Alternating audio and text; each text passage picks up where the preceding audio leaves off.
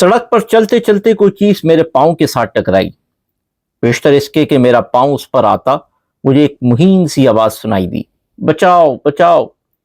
یہ آواز میرے پاؤں کے قریب سے آ رہی تھی۔ میں نے جھک کر دیکھا کہ ایک 12-13 انچ کا بونا زمین پر پڑا درد سے کرا رہا تھا۔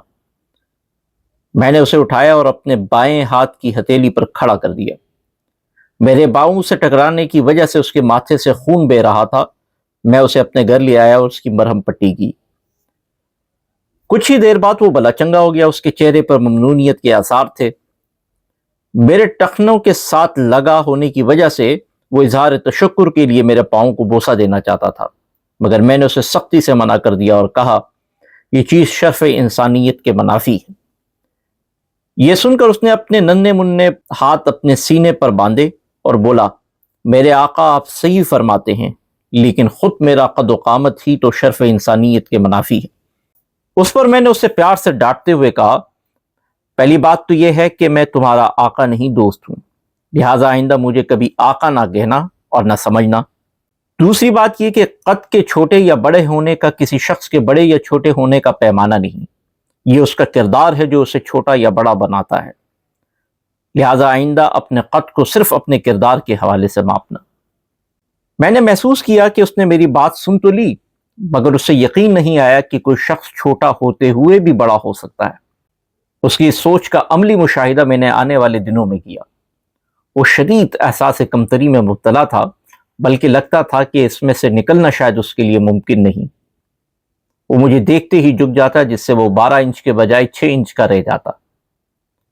میں نے اسے بتایا کہ جھکنے سے انسان مزید چھوٹا ہو جاتا ہے، چنانچہ وہ میرے سامنے جھکنے سے گریز کیا کرے، لیکن یہ غالباً اس کے بس میں ہی نہیں تھا، کیونکہ جو ہی اس کی مجھ پر نظر پڑتی وہ کمان کی طرح دوہرا ہو جاتا۔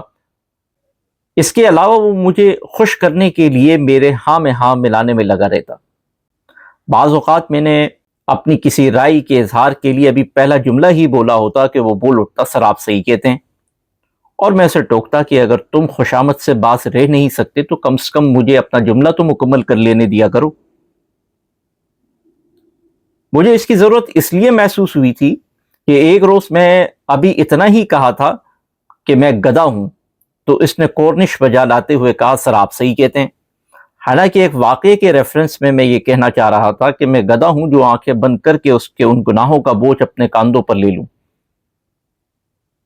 بہرحال میں نے محسوس کیا کہ اس کے 12 انچ کے بونے کے دل سے احساس کمتری کو کھرچ کھرچ کر نکالنا پڑے گا، کیونکہ احساس برتری ہو یا احساس کمتری، یہ دونوں انسان کو دیمک کی طرح چاٹ جاتے ہیں۔ انسان تو انسان ہی ہوتا ہے، چاہے وہ 12 انچ کا ہو یا 6 فٹ کا۔ چنانچہ میں نے اپنے ایک ماہر نفسیات دوست سے مشورہ کیا کہ اس بونے کو احساس کمتری سے کیسے نجات دلائی جائے۔ وہ اس سلسلے میں خود ہی کنفیوز نظر آیا، تاہم اس نے مجھے 2-3 مشورے دیے۔ ان میں سے ایک یہ تھا کہ تم اس کے ساتھ بے تکلف ہو جاؤ، اور اتنے بے تکلف ہو جاؤ کہ وہ اپنے قد و قامت بھول کر خود کو تمہارا دوست سمجھنا شروع کر دے۔ مجھے اس کا یہ مشورہ بہت پسند آیا، چنانچہ میں نے اگلے ہی دن اس مشورے پر عمل کیا۔ وہ جب آدھا چائے کا چمچ اور ایک سلائس کے چھٹے حصے کے ناشتے سے فارغ ہوا تو میں اسے مخاطب کیا، کہا، سنا بھائی، شہزادے کیسی زندگی گزر رہی ہے؟ وہ میرے اس دوستانہ انداز سے کافی پریشان ہوا اور ہکلاتے ہوئے بولا، سر سر سر سر۔ اس سے آگے اس سے کچھ نہ کہا گیا۔ میں نے اس کے کاندھے پر پیار سے تھپکی دی اور کہا، یار یہ تم مجھے سر سر نہ کہا کرو، ہم دونوں اللہ کی مخلوق ہیں اور یوں ہم مرتبہ بھی ہیں۔ مگر اسے میری بات پر یقین نہ آیا، چنانچہ اگلے دن میں نے اسے پہلے ہی کی طرح مؤدب بلکہ سہما سہما سا پایا، تاہم میں نے حوصلہ ہارنے کے بجائے اپنی بے تکلفی میں اضافہ کر دیا۔ ایک دن میں اپنی ایک آنکھ میچ کر کہا، شہزادے کیا چکر ہے، آج کل بہت بنے ٹھنے رہتے ہو۔ میں نے محسوس کیا ہے کہ میرے حوالے سے اس کی جھجک میں کمی آ گئی ہے۔ اس نے شرما کر نظریں نیچے کر لیں اور اپنی انگلی سے اس کی ٹھوڑی کو میں نے اوپر اٹھایا تو وہ مسکرا کر کہنے لگا، جی سر۔ میں نے کہا، میرا نام سر نہیں عطا ہے، آئندہ تم مجھے عطا کہا کرو گے۔ میں نے محسوس کیا کہ میرے ان لفظوں سے اس میں اعتماد پیدا ہوا ہے۔ میں نے پوچھا، کون ہے وہ؟ اس نے جواب دینے کے بجائے جیب میں سے ایک تصویر نکالی۔ یہ مادھوری دکشت کی تصویر تھی۔ اس پر میں نے اس کا کاندھا تھپتھپایا اور کہا، واہ استاد، لمبا ہاتھ مارا ہے۔ یہ سن کر وہ پہلی دفعہ میرے سامنے کھلکھلا کر ہنسا اور بولا، بس اب آپ دعا کریں سر، اللہ کامیابی عطا فرمائے۔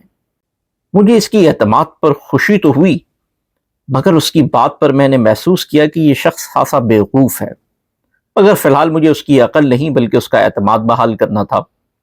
چنانچہ میں نے دونوں ہاتھ فضا میں بلند کر کے اس کی عشق کی کامیابی کے لیے باقاعدہ دعا کی۔ میں نے غور سے سنا، وہ باقاعدہ آمین آمین کہہ رہا تھا۔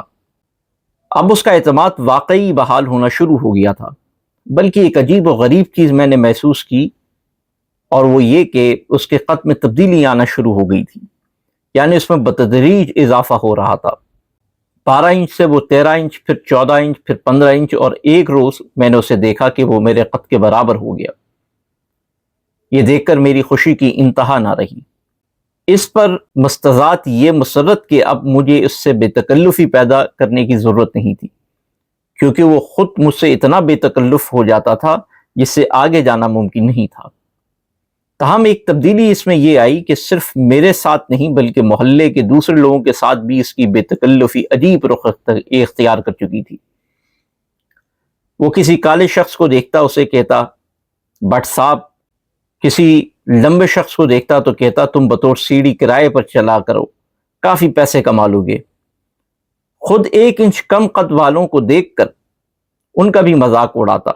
تاہم آہستہ آہستہ اس کی بے تکلفی کا سب سے زیادہ نشانہ میں بننا شروع ہو گیا۔ اب وہ مجھ کو تم کہہ کر مخاطب ہوتا، بلکہ وہ اکثر اوقات تو ہی سے کام چلانے کی کوشش کرتا۔ میں نے اسے سر کہنے سے روکا تھا اور کہا تھا کہ مجھے عطا کہا کرو، لیکن اب وہ مجھے تاؤ کہنے لگا۔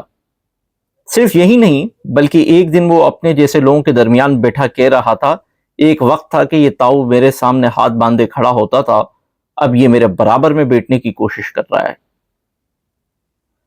میں نے اس کی یہ حالت دیکھی تو ایک دفعہ پھر اپنے ماہر نفسیات دوست کے پاس گیا اور اسے اس سابقہ بونے کی بابت ساری تفصیل بیان کی۔ اس نے میری بات غور سے سنی اور ہنسا اور بولا، میرے پاس کیا لینے آئے ہو، اب بھگتو۔ میں نے کہا، تم عجیب آدمی ہو، تم ہی نے تو کہا تھا کہ اس میں اعتماد پیدا کرنے کے لیے اس کے ساتھ بے تکلفی کا رویہ اختیار کرو۔ دوست نے کہا، مگر تمہیں اس میں رونما ہونے والی جسمانی تبدیلیوں میں اور بدلی ہوئی گفتگو سے شروع ہی میں اس کے ظرف کا اندازہ ہونا چاہیے تھا۔ حضرت عیسیٰ جن مردوں کو زندہ کرتے تھے وہ زندہ ہوتے ہی ان کے بیری ہو جایا کرتے تھے۔ یہ سارا واقعہ جو میں نے ابھی بیان کیا یہ 10 سال پہلے کا ہے۔ کل بازار سے گزرتے ہوئے ایک بار پھر میرا پاؤں کسی چیز سے ٹکرایا۔ میں نے جھک کر دیکھا تو یہ وہی 12 انچ کا بونا تھا جو پورے قد کا ہونے کے باوجود سب کو بونا سمجھنے لگا تھا۔ اس نے میرے پاؤں پکڑ لیے مگر میں نے اسے اٹھایا اور گھر لے آیا۔ ان دنوں میں دوبارہ ان کا اعتماد بحال کرنے میں لگا ہوں۔